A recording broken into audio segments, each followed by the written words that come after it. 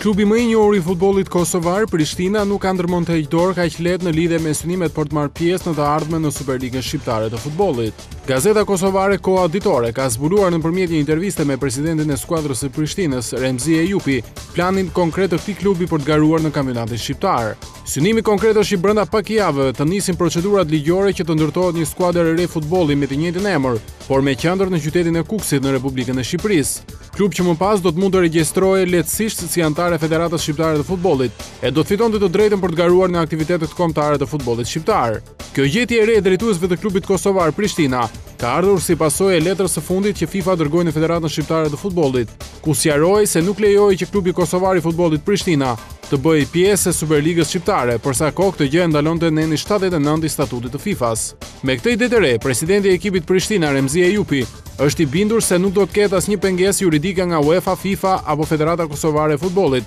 në mënyrë që Prishtina sezonin e ardhshëm të luajë në Superligën shqiptare. Më tej për gazetën Koha Ditore, Ejupi pohoi se gjatë kësaj jave do të udhëtojë në Shqipëri, ku edhe do të kërkojë mbështetje nga zyrtarët e klubeve dhe nga Federata Shqiptare e Futbollit për idenë e tij të re.